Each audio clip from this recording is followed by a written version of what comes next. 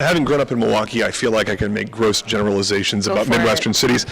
And it seems like, St. Louis versus Los Angeles are two very, very different markets. Yes. So when you look in terms of programming, are there things that you might have been interested in Los Angeles where you look at here and you're like, oh, that might be too transgressive. I might, you're going to get board members like with pitchforks and torches at your house or something?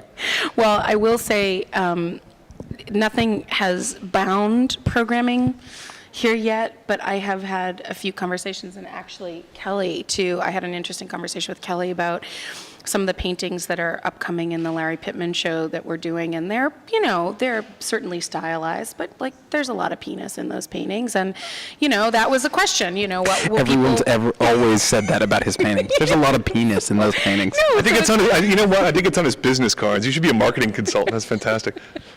So, like he pulls out his card and is like, "There's a lot of penis in my paintings." It's horrible. Check me out, bitches. I think that's awesome.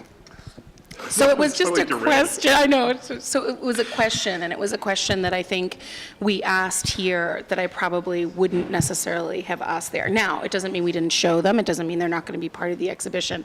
But even the fact that it was a conversation was slightly different for me. Well, that's I'm not knocking Midwestern cities. Yeah, no, it's not a problem. The Art Institute of Chicago, they have a Bob Gober piece. Bob Gober, right? Everyone else calls him Robert, by the way. He and I go way He's back. your buddy. Actually, my wife worked with him for a while, so I kind of, I feel like I can call him Bobby. Anyway.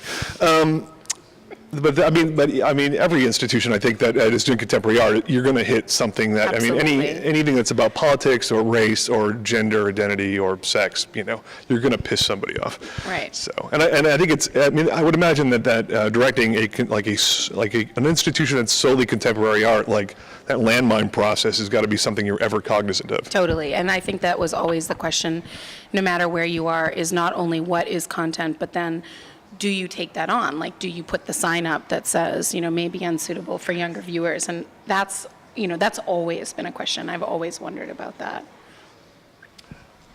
So, I guess I want to think a little bit more about that space. So, when you're in Santa Monica and you're surrounded by other little boutique museums, like the Hammer, and you really have to distinguish yourself. Here, you can really stretch out in a very different way. Yep. And I imagine, so we're here in the context of a Jeremy Deller show, and I wondered about how St. Louis, on the whole, was receiving this show, because it's not a Larry Pittman show where you walk in and you look at the paintings and you're like, that's either a good painting or that painting has too much penis for me, and you just back off. It's. And no matter what, I think like Pittman's amazing, and you're always blown away by the kind of spectacle of beauty, which is the core of those paintings.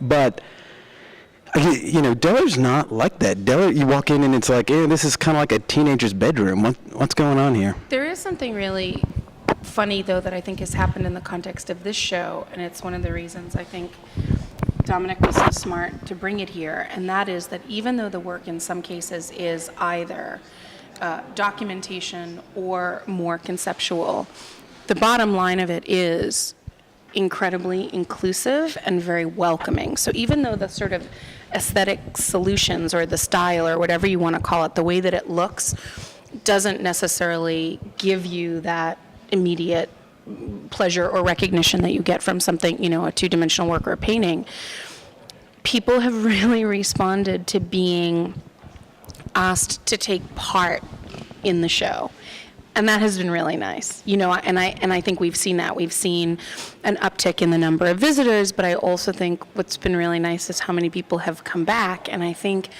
this kind of repeat visit is because they feel like Jeremy, and therefore the museum, wants them around, wants them to go in and have tea, wants them to go sit on the couch in front of I Heart Melancholy.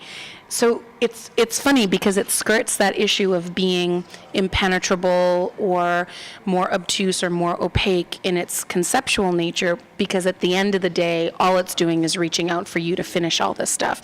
So people really do respond to that. And that's been really, I love that. I love that about this show. And I love also the fact that just physically, it's kind of everywhere. And that too is very much about making people feel like they can find these moments to have interaction and experience where they wouldn't otherwise.